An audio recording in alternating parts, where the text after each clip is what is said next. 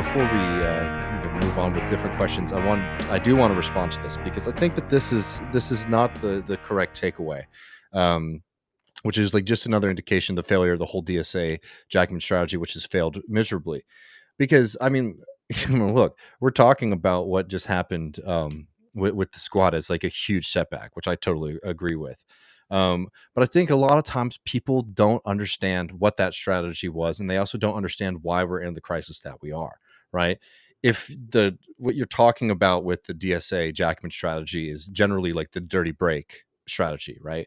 Which is the idea of building up a pretty strong political base for a more left, democratic socialist, soc dem, whatever you want to describe that as, movement, and then building it up till it has enough power to be able to stand on its own 2 feet as an electoral force and on its own 2 feet as a congressional force. We didn't get there, and the problem with the squad, as we want to call them, is much more a problem, I think, of the early success of a lot of that strategy than anything. What do I mean by that? I mean, when AOC got elected, like, nobody believed it, right? It was something that really shocked not only people in the general public, but even members of the movement, right? It was a pretty exceptional victory for AOC against Crowley, right? And then you see more and more people join up, and start winning, pretty significant elections against, difficult odds.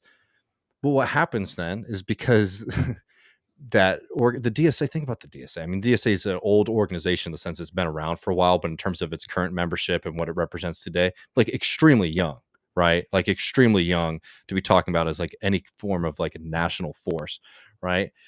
And what ended up happening is that there was no structure in place to sort of demand the unity or the unison of a democratic socialist cohort in Congress.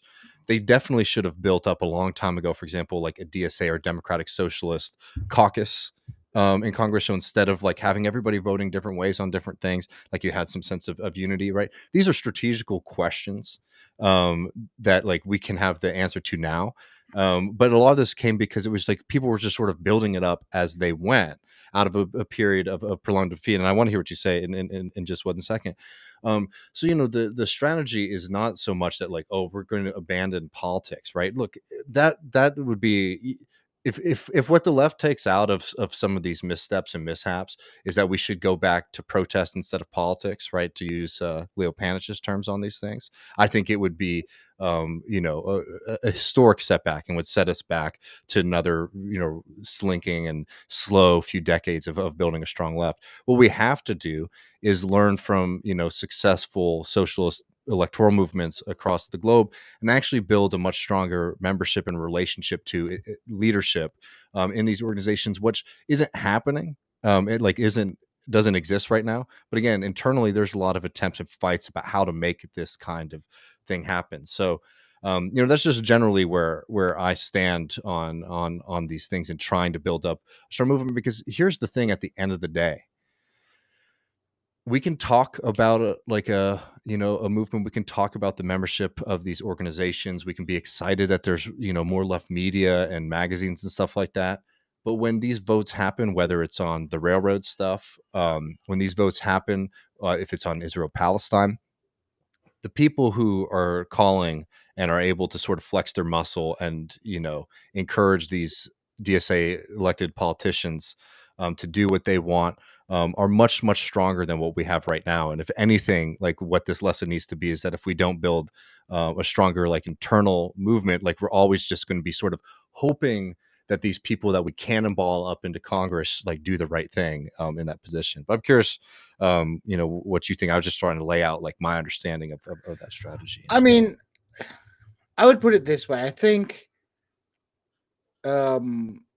things played out the way that they did for a reason. Mm-hmm. And as they say, mistakes were made, right? But also I think there are some fundamental problems. For example, a lot of people are angry that AOC and the squad are not acting like the Freedom Caucus. Mm-hmm. And they want people in Congress to do that.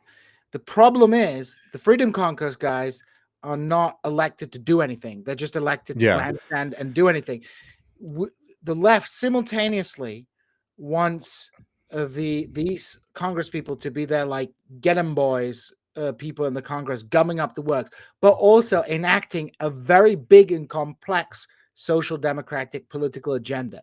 And those two things are mutually incompatible. Because if you look at what, when people were going on about forced to vote and look what the Republicans are doing, what are the Republicans in the Freedom Caucus demanding? They're demanding graft in the Congress, right? Mm-hmm. That they're not demanding a fundamental transformation of the American education system or the American health system. So, so this is Howdy. so they're not demanding that kind of thing. But at the same time, I think the socialist left projected their hopes and dreams onto AOC and candidates like that, who at the end of the day, AOC only won her primary because of 12,000 votes, right?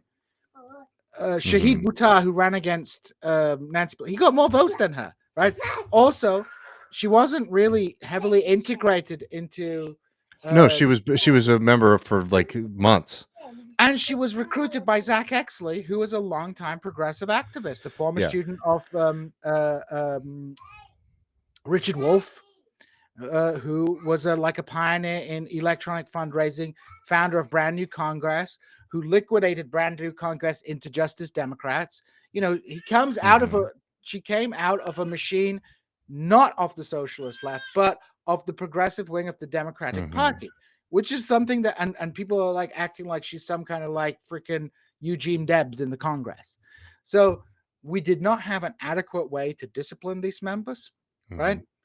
And also we projected all our political energy to these enders. And that includes people criticizing them because, at the end of the day, AOC is not my congresswoman, right? Like it really, like I have no influence over her. Like I'm happy to criticize her.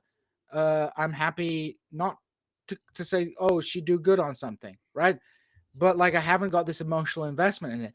And the left got too much caught up in the what Jason Miles calls kayfabe, the WWS, and with this whole podcasting media sphere, and we're all to blame for this apart. We feed into because if you want to get up in the algorithm, you feed into a discourse of like a moralistic discourse of these people are good people and bad people. I do think the DSA Jacobin strategy failed, and it objectively failed with the failure of the second Bernie run. It was a failure. That doesn't mean that there was some other strategy we could have all done along the way, right? I'll talk to my radical left friends, and they'll be like, well, you should have followed this strategy. It's like, well, you know what? If you were so bloody successful, you're going to complain about millennial leftists. Who the hell were teaching us, millennial leftists, right? But I do think we've got to the point where that particular strategy has failed. And I agree as well, like going back to protest is not a solution to this because protest is meaningless, right? It's not like 1848 where you could protest and maybe overthrow the government. It's like literally, it's not even useful for like internal cohesion and organization anymore. They've literally become like podcaster jamborees and like a photo op is done. Okay, you guys shoot. Sorry, I'm having a baby invasion. Yeah, no, it's all good. Okay, I'll put it back on in a second. 1 second. Go take your sister back to the TV. So I think we've hit like a crisis, right? I think we're in agreement on that. We've tried out a road, and we need to sit back, discuss what worked, what didn't work, and what my fear is, David, is like what I'm seeing now, and maybe this is just because I'm too online, is like after like this kind of unity of purpose people had behind Bernie, we're returning to a kind of sectarianism, except like in a really degraded and stupid form. Like we don't have like Stalinists anymore who support the Soviet Union. We have like Mecca communists and like Catboy Trotskyists. I don't know. Yeah. Well, but all of this stuff is just like a way of engaging in politics that is hyper individualistic, right? And even engaging with like tremendous amounts of like media is like a yeah, you go ahead. I'm just gonna say this really quick. No, you go ahead. It's like this really and I appreciate Gene so much chilling. we have a way of sort of viewing politics as an individual act, and rather than thinking about politics as something like action or organization, it's about personal convictions, right? It's like, do you have the right personal ideas? Do you have the right sense of things? Um, do you have the right heart? Is your soul good or is your soul bad?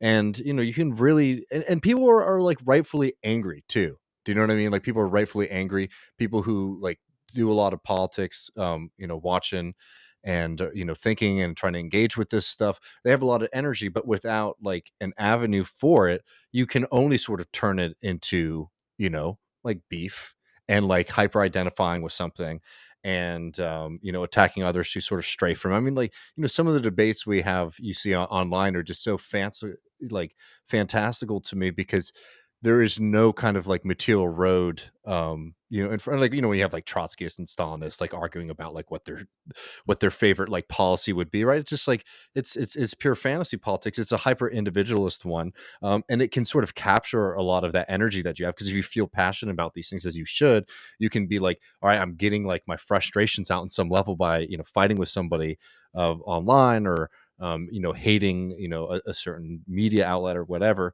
But it's not politics. But I, and I think that, It's that, like that that's just it's like the like someone. default position for weakness. Do you know what I mean? Like, that's exactly what you do when you're out of power. It's like somebody, watching a load of pornography and going around saying that it's like some kind of Lothario. It's a kind of simulacra of politics, and it's, like I am, like I'm on TIR. I've been doing like podcast rounds for a while now. I'm not against like podcasts and things like that. No, What I totally. what I am against is people, you know, thinking that this is politics, right? Hmm. And like when people say like you should be using your platform to do this politics and have this, I was like, my brother in Christ, right? Nobody wants to hear about like an activist organizer PowerPoint presentation about something, right? Like if you think you're going to get political training of like how to do politics from a podcast, if you're one of these people who follows one of these like politics streamers and thinks that is politics, then you are sorely mistaken, my friend. Hmm. Like this is at best a form of, what's it, infotainment, right? But like, I think it's incumbent of us in this sphere to say like we are providing like an infotainment, an education, like a product we're proud of. Like there's nothing wrong with entertaining people, and there's nothing wrong with trying to provide educational and Hmm. interesting material out there that people can learn, and that it's better than watching Friends, which will like melt your brain. Listen to an interview from Adolf Reed or something like that. You'll learn something, right? But like so much energy is captured in this like fragment, like you said it perfectly. It becomes a form of individual expression, and the left has become reactionary. It is a reactionary political force, and the reason I say that is because we look back, whether you're whether you're Harvey Mm. K So going on Bernie. about FDR or some like lunatic catboy Stalinist. This is a reactionary part of politics. Even the slaves in Haiti had a better hope were more emancipated than we are in this sense, because they had a belief in a future like that. Like there was something that they could see and they could grasp, and they wanted freedom, and Mm. they got the machetes out and they macheted their way to freedom, right? They emancipated themselves, right? Our problem is in our day and age, right? And I see, whenever you watch, like, I don't know if you watched this, David, and this is my last point on this point. Mm. They had these protests in Sri Lanka and they stormed the presidential palace. And there's all these people dancing around the presidential palace. They're on his Peloton. They're having a swim in his pool. They're using his bathroom. They're doing all the thing. But the problem is you get to that. You storm the castle. But then you're like, what do we do next? Right? Hmm. When you were a revolutionary in America or Haiti or France, you knew what the hell you were going to do. Liberté, égalité, fraternité, right? That's what you were going to do. What are we going to do? Right? We stormed the palace, and we're like, I feel like we're like really in a malaise. I think we're at this kind of crisis because we tried the Bernie strategy. I think it did help in some ways because, people are more interested, but in other ways, like we don't want it Oh, to I become mean, but ephemeral. well, now we've inherited a lot of bad things, like not just. I think one, like a hyperfixation on presidential politics, like Yep. hyperfixation on that. Two, hyperfixation on media. I mean, there are people out here who still think of like if the media strategy was different, or even if like CNN and all these media companies weren't so biased against Bernie, he'd be like the president. And like for me, it's just like the lessons that we needed to have learned from that are much, much deeper from that. And even the lessons we should have been learning from Bernie. I mean, I make this point all the time, but like, when Bernie would go up and he would say like, not me, us, I think a lot of people like the slogan's a nice one. Don't get me wrong. Right. And I think there's a lot of truth to it, but a lot of people were like, well, this is because like Bernie cares about me.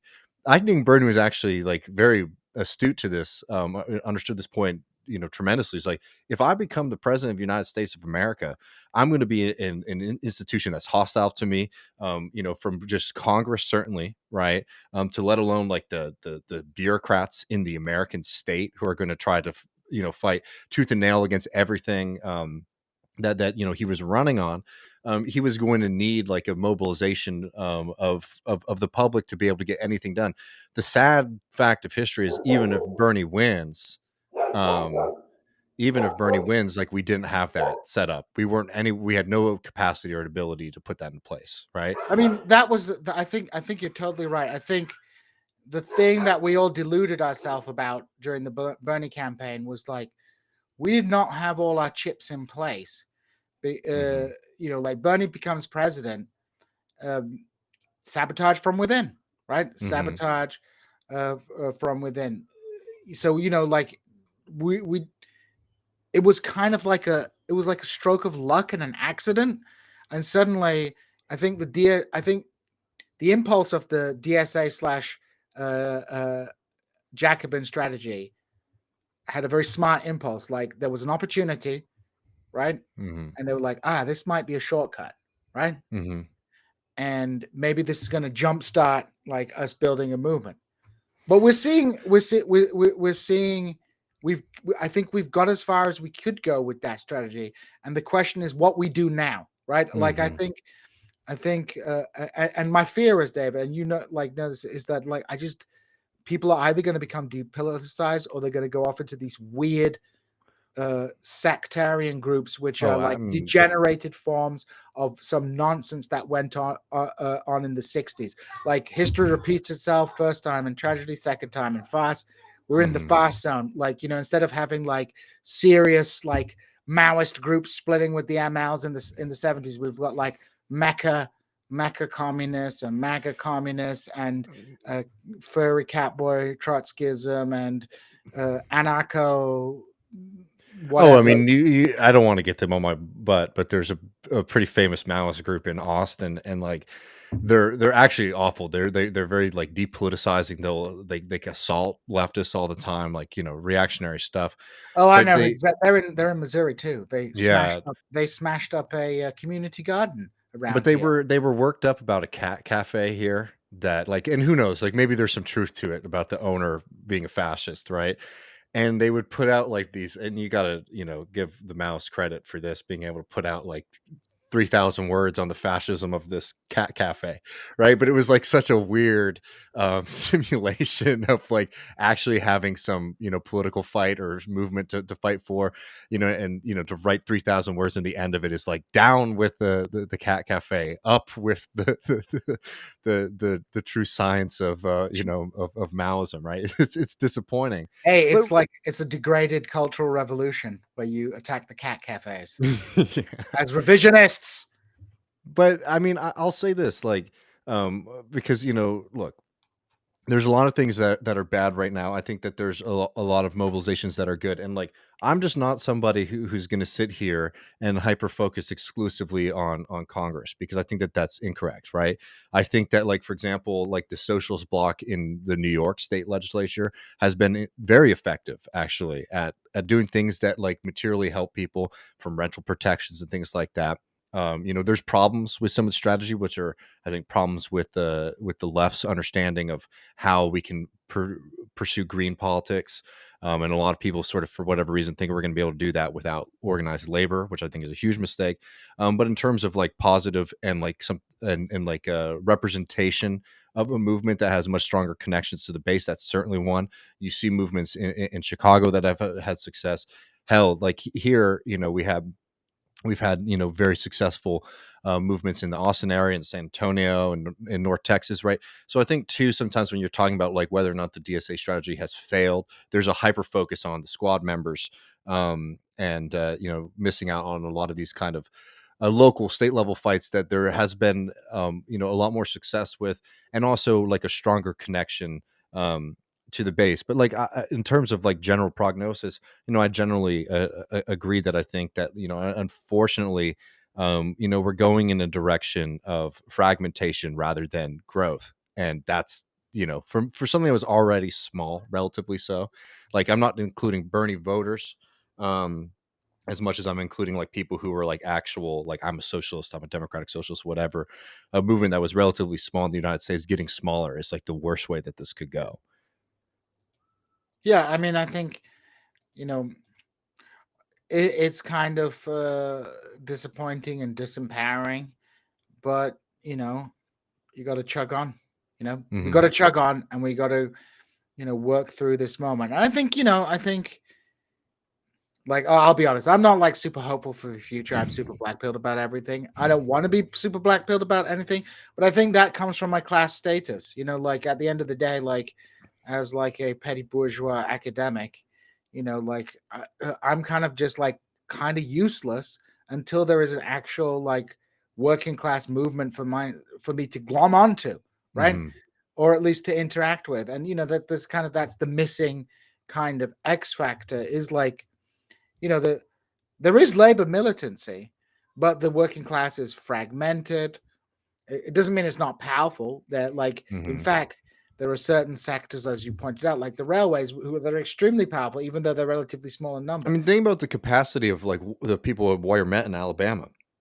They've Hmm. been on strike over a year, and it's horrible that they're still, forced to be on that strike.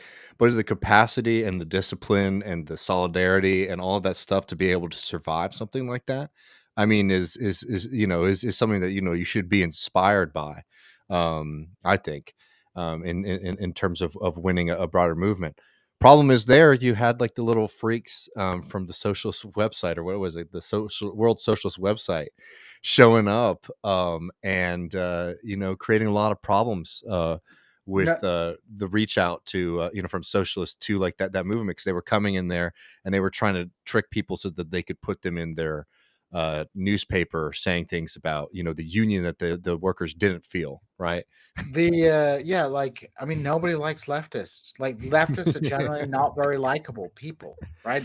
Like well, no, I'm not saying everybody, but I think like a lot of like sectarian leftist groups, particularly, and all Mhm. leftist groups are sectarian. They're just bigger sectarian groups and smaller sectarian groups. Um, like there are a lot of fucking skeezy people in them, weirdos Mhm. and misfits and opportunists, and that's like true in every organization, but it like is really hampers you if you're like an underdog organization trying to break through and you have a bunch of like socially maladjusted sociopaths or just like weirdos who are like like those people you talked about in Austin, who are also here in Missouri, who just like spend all their time like not just criticizing the left. I think we should be a little bit more gloves off with each other in a civilized manner with our disagreements, but like just doing like stunts, like messing people things up, and just or on the flip side with those who are kind of more liberal aligned, like calling everybody who like is questions like the vote Democrat strategy a fascist Mhm. apologist, right? Totally. I mean, I was never somebody who like so my comrades felt differently. I was never somebody who was like, you got to line up for Biden, right? Because I find that to not only, you know, n- I never found that to even actually really be an important theoretical question for like building left movement in this country, whether or not you're lining up for one party or the other in the presidential election. Um, I don't want to keep you too long, Gene, but there was somebody who wanted to just ask really quick so people don't misunderstand what you were saying about, could you define what you meant by reactionary? for a second, just so nobody gets the wrong sense of what you meant by that, in the sense of like looking backwards. Yeah, in reaction, in the sense that they're like, yeah, look backwards towards like a past, as opposed to looking forwards towards a future that could be built Mm-hmm. by constant. I mean, like, let me give you a concrete example, right? Amongst, I've been following the Stalinists quite closely lately, but amongst the Stalinists, right? Their like project of socialism, there's probably some things you would find you would agree with, like let's nationalize this, let's make this, but it also comes with like 1930s style social values, Yeah. right? So like we're trying to build projects based emulating the past. Or another example is those who look back to FDR as some kind of proto-socialist. That means that you have to do a lot of like pruning off like uncomfortable. And I'm not someone who's going to be said like all the, the New Deal was necessarily bad or things like that, but certainly it smashed left. That's one Mm-hmm. thing that it did, even though like it did provide material things. So I think, when I say reactionary, what I mean here is backwards looking to a past, as opposed to Mm-hmm. innovative and forwards looking, and it's true of, like lots of factions of the left. We do need to know our history and learn our history, but we can't replicate conditions that existed in the 30s in 2023. Or the Right? 1900s or 1917. No, exactly. And I think it's wrong. And it's like, even if you're to be, a Leninist, and like I have, that's somebody who, I still read and get a lot from. The thing about Lenin was that he was very, I mean, what's the word? Lenin like absorbed the conditions of his time and tried to fit that movement around it. That's why Lenin was such a big part. Like, some of my like Iranian socialist teachers when I was at school would always say, like, there's a reason that like so many people in the developing world were Leninists, because versus waiting for like certain conditions to arise, the idea that you have to react to them and try to deal with them, like that to me is like the lesson, among other things, like to take from Lenin. And instead there's this kind of fixation that we're going to do it again. The same kind of thing is the same kind of things are going to line up, and if we just sort of mirror Lenin, history, it Lenin would. lapping, Lenin lapping. Lenin LARPing.